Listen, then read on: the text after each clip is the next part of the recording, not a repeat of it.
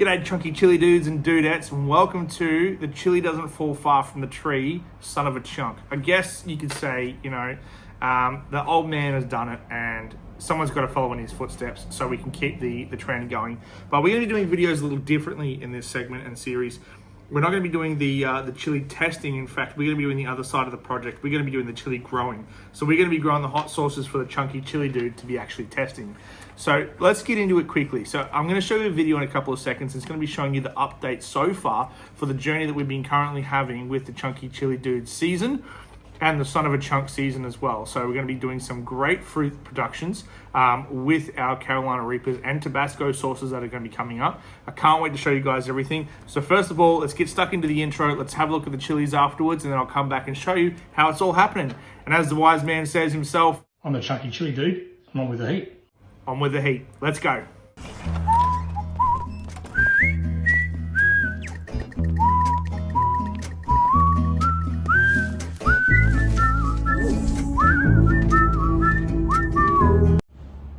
So, we have just finished successfully germinating the Carolina Reapers in the Grow Your Own Chili. As of today, we are now transporting them over. So if I can turn this around.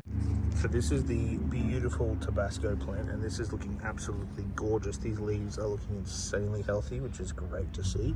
A little bit of weeding around the outside of the garden, but we do have a very rich soil where we currently are. But it's just making this a very healthy grow, which is producing some great leaves, and the fruits on this is going to be insane. This is the first of our successfully other grown Carolina Reaper plants. As you can see, if I lift them up underneath, we've got some successful leaves growing in underneath, which is going to be good.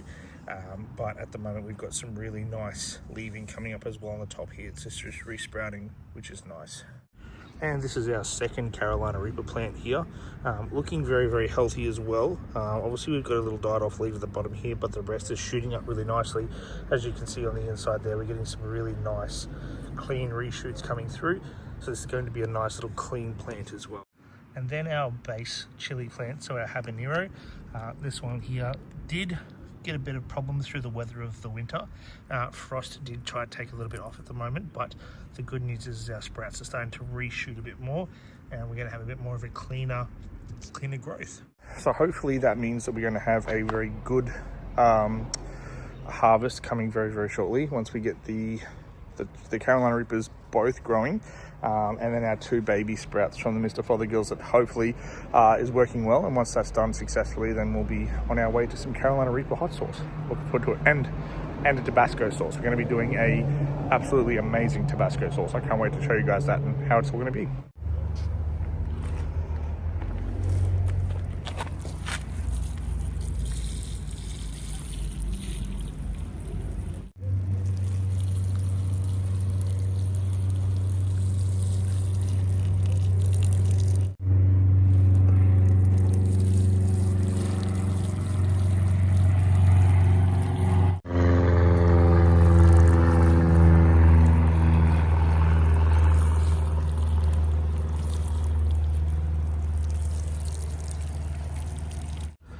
Oh no. Oh, you're recording, sorry. Yeah.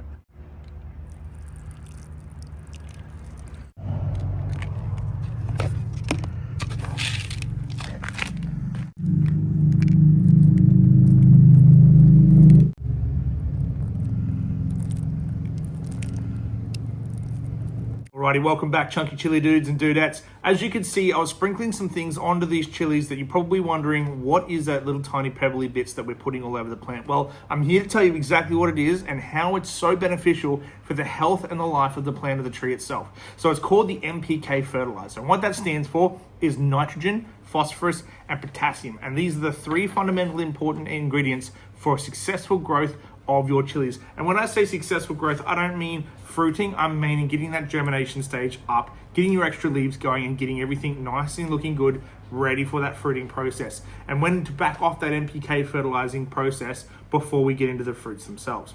So let's get stuck into what the NPK fertilizer actually does as a benefit for it. So as we said, nitrogen, phosphorus, and potassium, the NPK.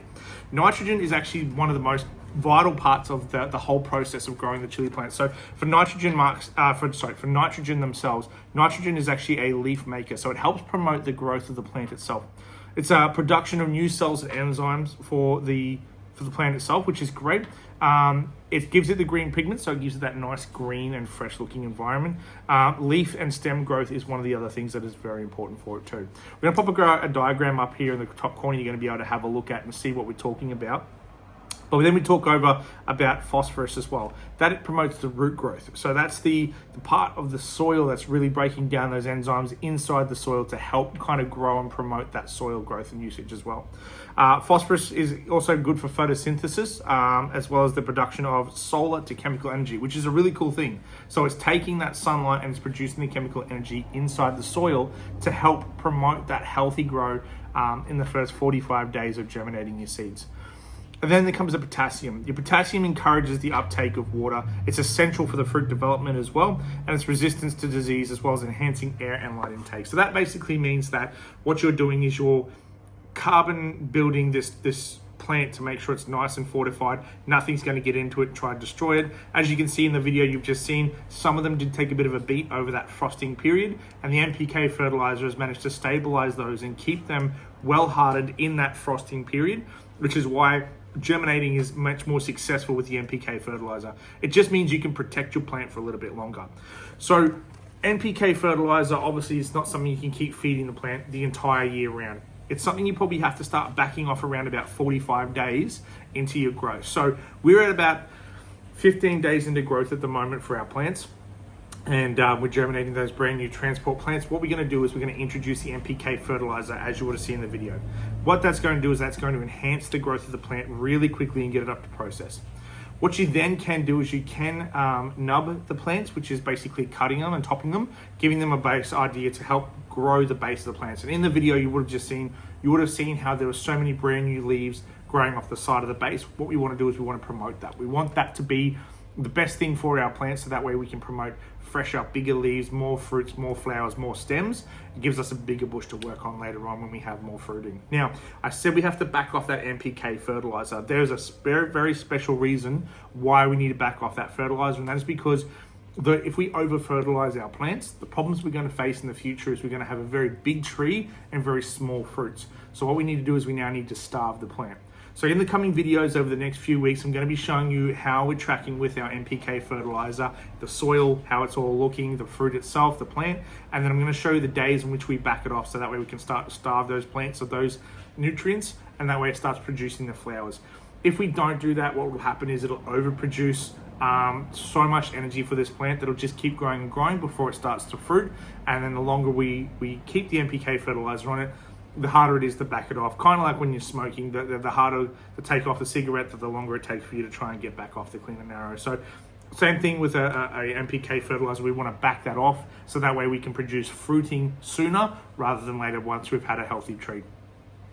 So what we're talking about right now is obviously we've got Carolina Reapers growing in the ground. We've got Carolina Reapers, we've got Tabasco plants, and we have a habanero base. So we're looking at making a couple of hot sauces, hot powders and chili barbecue sauces. One thing I'm very renowned for is my buckshot barbecue sauce, which is something I can't wait to share with you guys as well. And I also have the chunky chili dude man himself go and test it and make sure he's enjoying it just as much as we do. Carolina Reaper sauce, Carolina Reaper paste. We're also going to be doing Carolina Reaper powder. We're also going to be doing a Tabasco sauce. I can't wait for this. This is the one I'm excited for the most. Tabasco sauce plant is looking absolutely healthy as well. It's beyond my expectations of what I thought it was going to do. It's absolutely grown previously, and I'm looking forward to seeing the outcome of these Tabasco plants. We're going to be taste testing everything as well. Obviously, it wouldn't be a growing channel if we didn't actually taste test everything we were going through. So really excited for everything that's coming over the next few weeks and the series that's coming to be. Obviously, we're talking about Carolina Reaper plants, what we're going to be doing with those. Now, we do have quite a while to wait for our Carolina Reaper plants to germinate any fruits. We are looking at around about 100 days to go before our fruits start to take place on our plants. But that's a good thing. That gives us plenty of time to kind of base our ideas on what sauces we want to make, how we want to produce these, what we want to do with them, storing them. We're going to go through we can keep those in their good their life cycle as well. And also we're going to talk about lactobacillus, which is a very key, important part of the chili process, and what happens if we would freeze the chili versus keeping it fresh, and what the lactobacillus does, which helps enhance those heats and flavors as well. So we're going to be looking at that over the next few weeks. I'm so glad you guys could join us for this video. We're going to be talking about base sauces, Tabasco sauces, our hot sauces as well. What the channel plans are, we're basically going to be looking at a lot of different ideas for chilies. There's a chili festival coming up. We're going to go check that out and see if we can get some more ideas. And we also have behind me an open canvas, which you can't see because the sun's gone down, but an open canvas for a hell of a lot more chili plants to grow. We're going to be going absolutely crazy in this summer season. We're going to be doing a lot of habanero, ghost pepper, and a lot of other sauces. I can't wait for everybody to come and see how everything is going to go. But right now, as the man would say, on with the heat, and we will see you in the next video. Thank you so much for joining us. I can't wait to see you in episode 2, and we'll show you all the cool things to come. Have a good day.